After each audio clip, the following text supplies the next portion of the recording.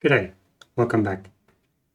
Today I'm returning to my series on chess software, and we're going to have a closer look at one of the applications I looked at before, which is cutechess.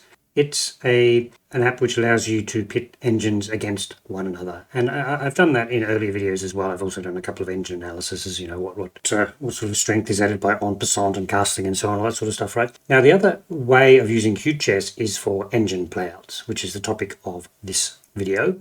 Now the idea of an engine playout is you take a position or an opening and you let the engines play against one another. You choose different engines, maybe engines of different strength, and for instance, or a stockfish versus a leader style, and you save the game outputs, and then you have a look, and it might give you an idea of what the winning strategies are, what the defensive strategies are, and sort of different ways of playing the continuations, right? Now, I know the expert guy on this is Matthew Sadler. He seems to do that in all his videos on Silicon Road. We're just going to do a little bit of it, a bit more simple, just to sort of have an idea of how it works.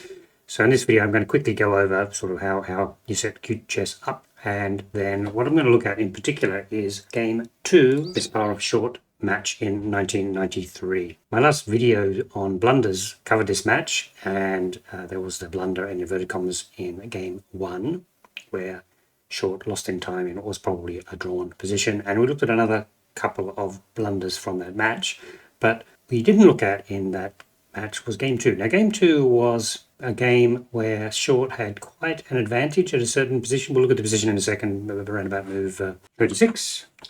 And the move he played there before time control was reached sort of gave up most of his advantage. And what I wanted to do, just as a sort of an engine play out example, was we'll go to that position and we'll play it out with the move Short played and without the move Short played, and then we'll understand why people think that Short had a winning position. So just one brief thing, I'm just reading the contents here of the Game 2 intro. Found it quite amusing because obviously he lost that first game on time in a strong, well, probably drawn position, but anyway. And then the headlines were along the lines of Short campaigns claims moral victory in defeat by clock. Yeah, the moral victory. That's exactly what the poems would claim. So let's move on to my capture screen, and we're just going to do a couple of things here. First of all, we are going to just quickly go through the way that you get cutechess up and running. And this is the GitHub page. It's got the instructions for how to do it. So let me go over to one of these pages here. So here's your git clone instruction. So that copies down all the source code. And then once you've done that, you can see here, you're supposed to have these dependencies already installed on your computer. I already have them, so if you don't have them, you have to install them. Go back to the main video where I do the full installation process and go through all that. And then once you've done that, you make your build directory, cd do it, you run cmake directory above, and then you run make. And just go through here, that's what all this stuff is. This is the cmake, which actually took about 5 minutes. I was quite surprised. Don't know why it took so long. Went through all that, doing things, and then after I do make, which is actually just it actually runs the compilation of the C code, and then you end up with cutechess-CLI, which is what we're doing. You can do it in the GUI as well, but I do it in the command line version because I think they have more control, easier to sort of specify what parameters you want to be using. If we just have a look at what is in the batch file and what you run, is this cutechess command line. You specify your engines, so the command is the path to your stockfish. Time control, stockfish, start with 15 seconds and 3 seconds per move. And the second engine is Lila, and I've given Lila a longer time control. Now, the reason for that is that I've done some calibrating engines against one another, and on equal time control, stockfish seems to be a bit stronger on my machine. Depends upon the machine, how many threads you're using, how powerful your graphics card is. In the case of Lila, it's only got a 3060, so it's not particularly powerful. So I wanted similar strength engine, so just give Lila a bit more time and kind of equalizes a little bit. Not necessarily you always want equal strength engines. You might argue it's actually good to have a stronger or weaker engine and see, what defenses and what attacks are possible. Anyway, but I've tried to do them roughly equal. And then for this is each, that's sort of for both of them. UCI protocol, played 20 games. Now, openings is the file where you specify the starting position, and it's an EPD file. Extended position description, and we'll just that short if it's in there. Yeah, and basically it's just a fan or a list of fans, and that's the starting positions. which the computer will start from. Now, so there I've got two of them. Short one and short two. One of them is before the move and one of them is after the move, so that then we can feed that into the cutechess command line argument and then come out with two separate PGN files which tell you how the games were played out, and then try and understand the position based on how the computers played them out. Okay, so here we go. Here is I've got a couple of different files here, but down here, let's go to this one. Right, so this is the continuations. You can see the continuations from the position before Short's move. In fact, we can go to the starting position. This is the position. If we look at the comment which Daniel King makes about this move, Short played g4, which is got a question mark, and g3 is the other move we're going to look at. But g4, I must admit that I applauded this move when it was played. The pessimist in me could only picture black's centre pawn screaming down the board, hasting the rook, the white king trapped in the corner, unable to prevent their advance. A nightmare scenario. It's true that the advance of the g-pawn prevents black breaking with f5, but it reduces white's own winning chances. Upon reflection, g3 with the idea of h4 creating an outside passed pawn is more dangerous for black than white. Now that's actually quite close to a good understanding of the position.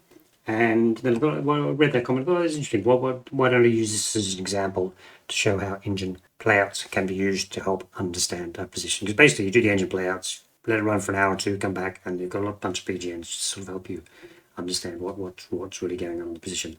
So basically I've done engine playouts in this database. It's from this position, and the computer always plays G3, tells you what's going on. And you can see that although there is one game where it was drawn, basically it's a winning position. And then I've got the other one, short two, sorry. It's from this position.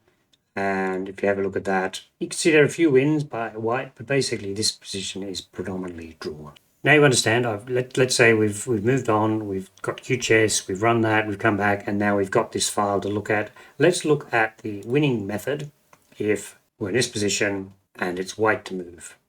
So let's have a look at a few of these games. And I've made a summary here. Can you see the summary? Oh, by the way, this is just the score chart, and all the score graphs look like that for these games. Sort of like an advantage of two, and obviously build up through time. And then this is where you sort of flick through each of the games in turn, and you look for some common themes in the way the games continued, and that's where you get your understanding of the position. We'll actually start on the second game because the first game was drawn. Quickly go through it, and you can see how with Lila as white creates the passed pawn on the H file, and actually that's not the pawn that's going to win the game. You see, it's more of a distraction than anything else. A pawns are exchanged. That's what I'm saying. It uses a diversion to pick off the F pawn. Once the F pawn is taken, you can just see how terrible the black pawn structure is. Either the king or the rook is now going to start picking off pawns with abandon.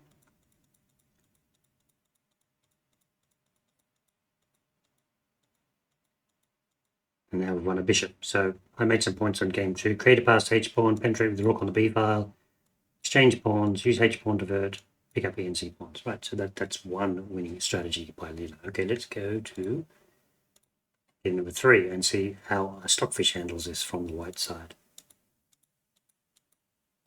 Stockfish actually does it differently. Stockfish blocks the king side up.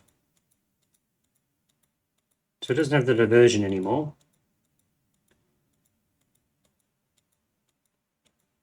Go backwards and forwards. Rook penetrates, and this time on F file. Rook moves around, pick up the A pawn, exchange G pawns. Now it looks like the position you get here is winning for white eventually, because now we've got C pawns to advance, and that's going to cost black a bishop, right? See where the bishop falls.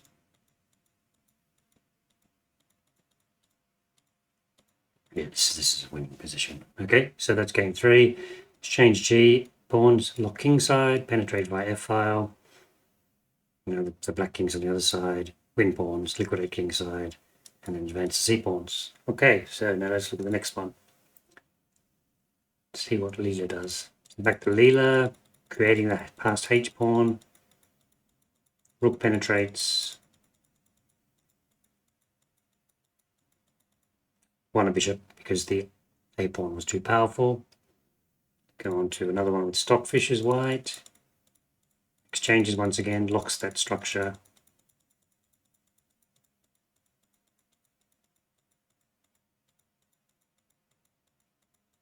And now we're going to race over to pick up pawns. It's just the black pawns are too weak. And you're in positions like this where, obviously this is now winning. Okay, so let's do one more. Which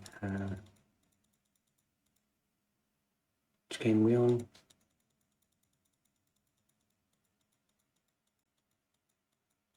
Picking up pawns, and I think that A pawn is very dangerous. That's going to cost the bishop at some stage. We've got both passed pawns at the moment, actually, so. They even let us get a queen.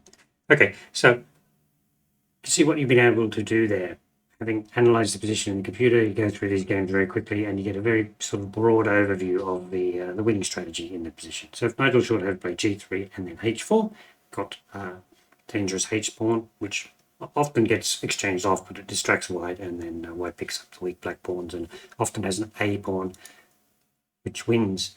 So once again, all these, you just make summaries of what happened each time, and like game 5, it was just all the weak pawns got picked up. Right, okay, so that was if g3 was played, but then as I said, we've got another file here, this one here, which is the more drawish style. Let's just go through a drawish one and kind of get a sense of what happens and why is it drawing, because you can see the position is different here. Kingside's blocked up like that. Actually, they're kind of weak pawns, which black can attack, and black also has a much more solid central pawn structure, which can be used to create counterplay, and that's basically what happens in most of these positions, right? Black's even cemented his bishop, picks up a pawn, picks up another pawn. Now we've got 3 passed pawns in the center, and that's where the counterplay comes from. So you can see the difference is that when white has played g4 earlier on, black has sufficient kingside counterplay. You get to the very end of this, very funny. That sort of ends up going down to a draw in the end.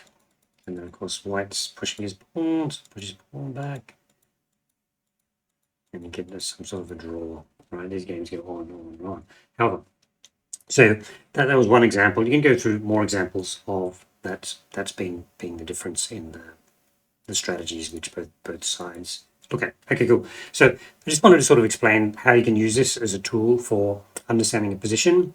You could follow computer lines, but you've got 10 games each side. What attacking techniques are used, what defensive techniques are used, and with in this case we had 2 very similar positions. What's the difference? Why was that difference important in the evaluation of the position? And then if you're analysing openings, then this can be pretty good, because you might come to the end of the line after 20 moves and just throw the computer at it, and you can quickly skim over the games and get a good sense of what white and black do according to strongest play. Okay, so that's it for today. I hope you enjoyed that, and thank you very much for watching.